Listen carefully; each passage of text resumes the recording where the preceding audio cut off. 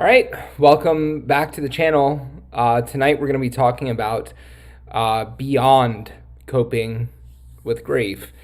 This topic has the potential to rile some people up. It's a bit controversial. I think because some people assume in this chat, as I talk about choices, I'm going to say there are choices that you may not be aware of or you haven't built into your nervous system, but you have choices about how you respond to grief, how you respond to loss, whether it's been recent or whether it's been several years, or whether you're a facilitator helping people with grief and loss. There are choices about the quality of outcomes that we can help people get. And the choices that I've made personally for my loss processes, but also for the tools that I choose to learn to help myself or to help clients, I make these choices in a particular way. And it's the same invitation that I'm offering to you. Okay, so if you, like me, find this to be a good idea in terms of how to choose something as a tool for yourself, then this will make a lot of sense to you. If not, then you have a different criteria, and that's okay too. So I want to remind you that not all mental health coaching, emotional regulation, not all outcomes are created equal. Meaning if you were to draw like a graph and you had a distribution of how people do in coaching, how people do in emotional regulation, how people do with grief and loss, what you would see is what they call in statistics, you would see a normal curve.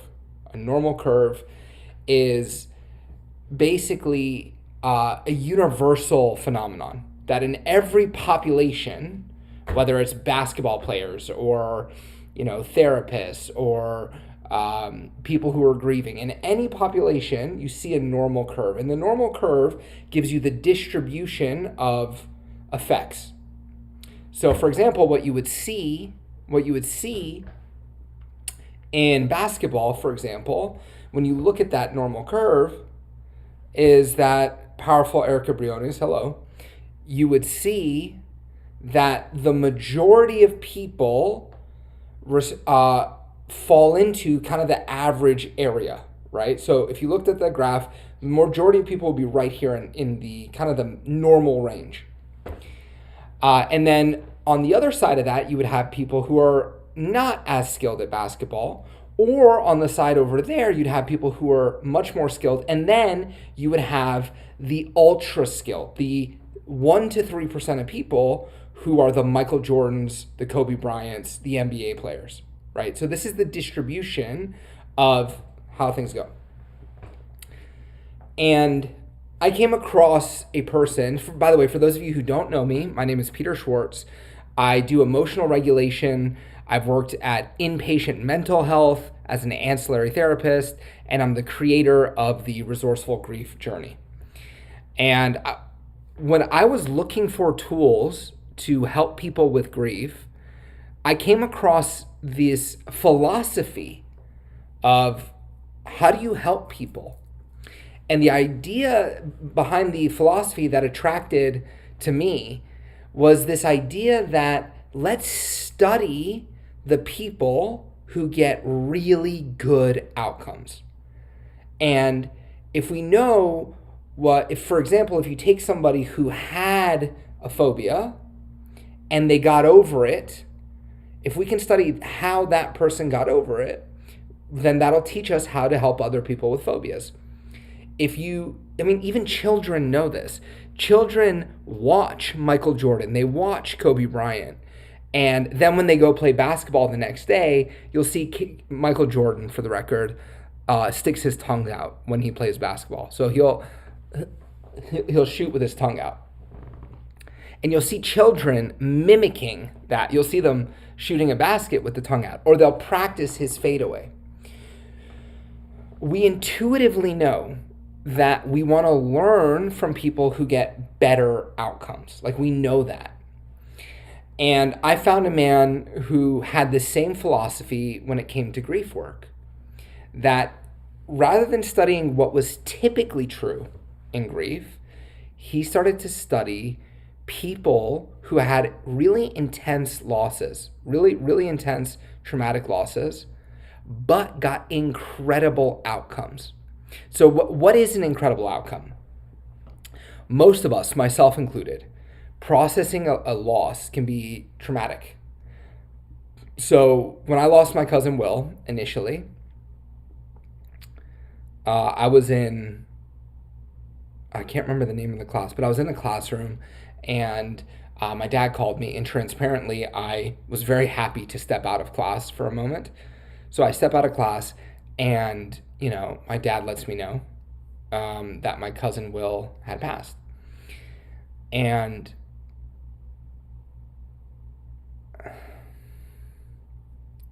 I didn't know it at the time. But I did not have a resourceful response to that grief. I was, of course, incredibly sad. I had the disbelief. I had all that stuff going on. But I also personally dissociated a lot. One of the common things that you'll see as a response to grief is, this isn't 100% true, but this is a good rule of thumb. Some people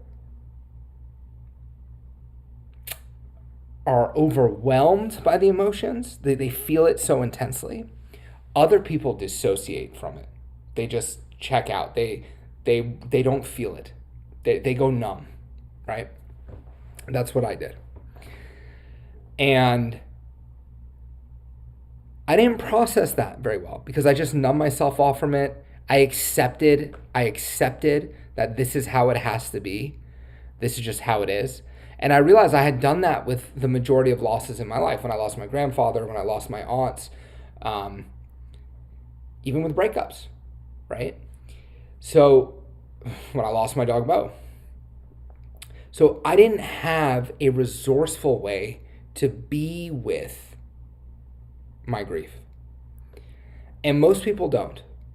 And so if you look at people who have even been to grief counseling or been in grief groups for years, when they talk about the person that they lost, at best, you will see a resigned sadness, a melancholy, they might be at a place of acceptance, which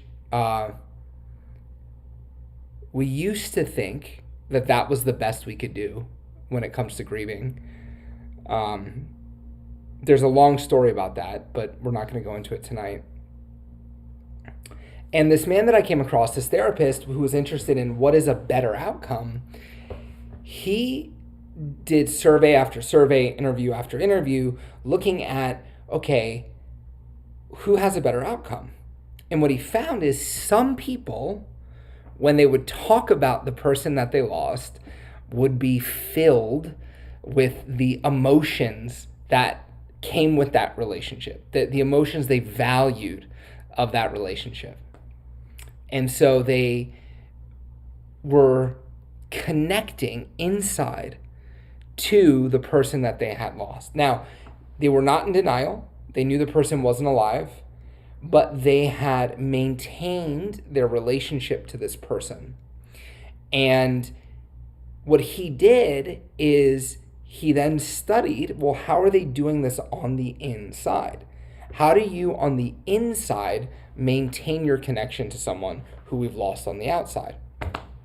And long story short, he modeled this, and you can teach this to anybody, okay? And a couple of interesting things happen.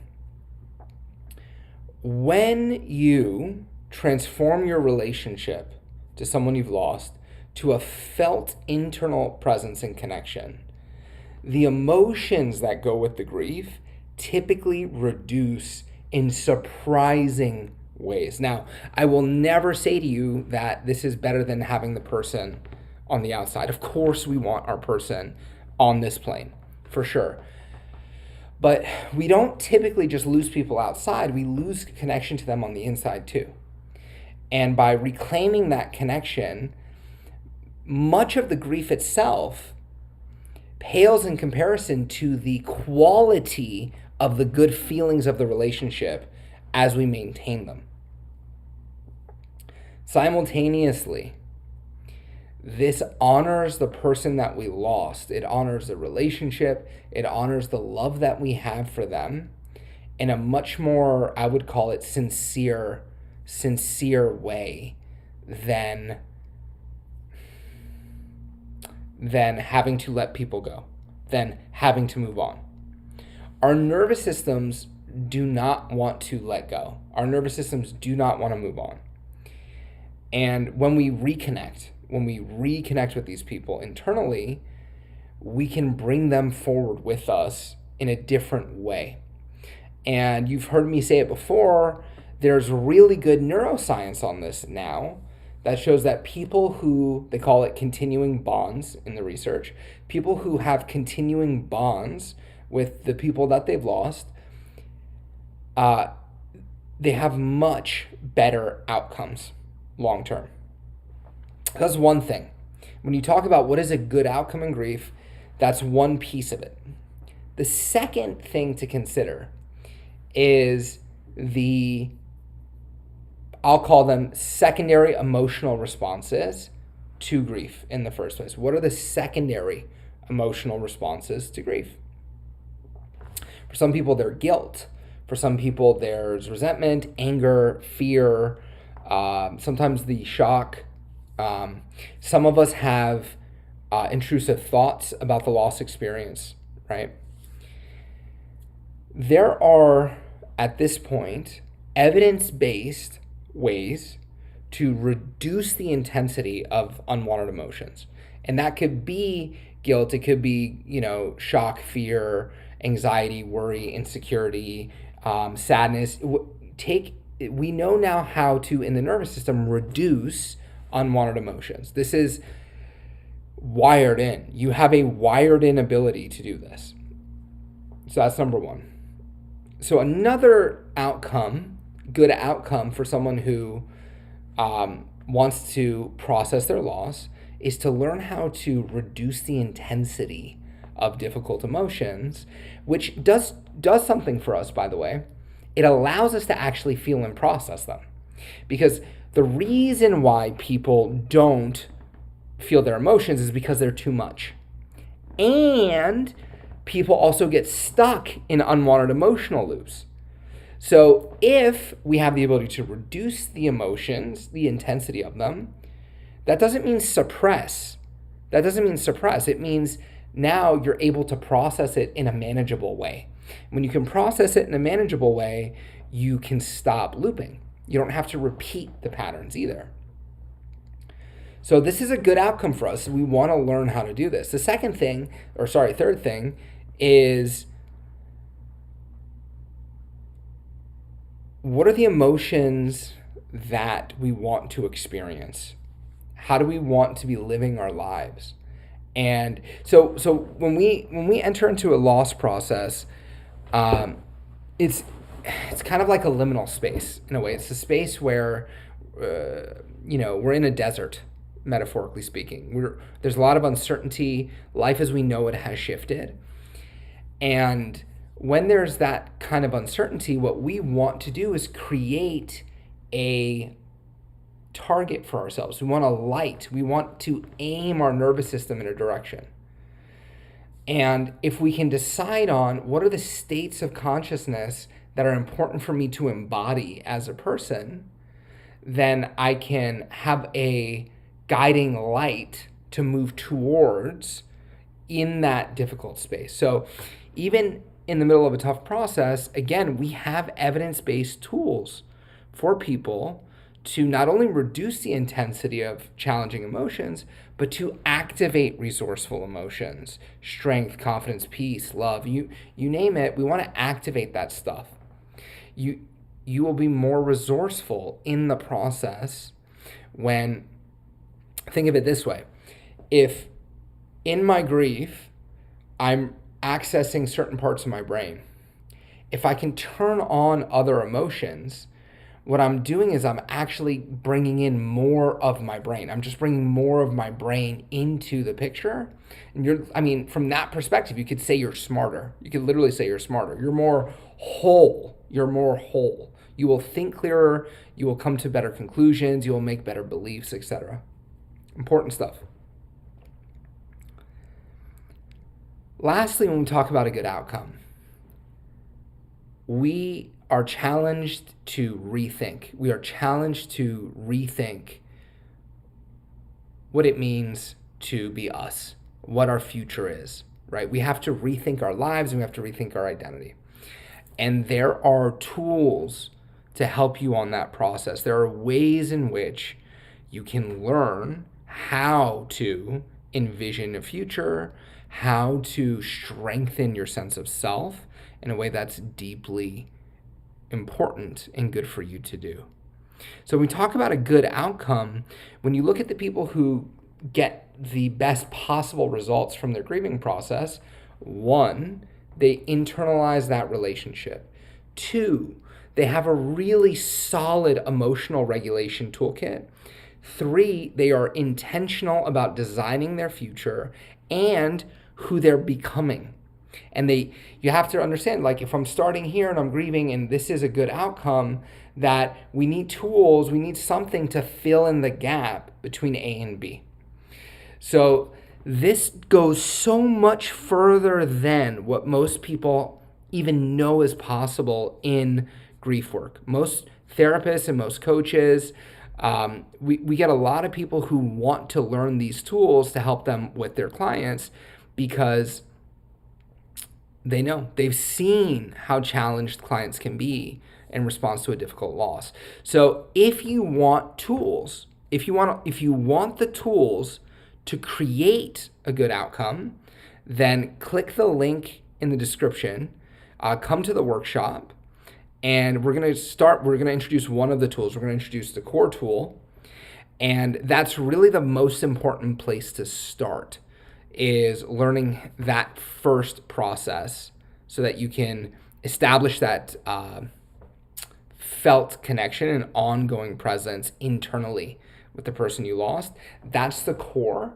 of this work, and then we expand that with other tools as well. But that really is the core. Come learn the process, discover for yourself that there is more for you in how you could process a loss.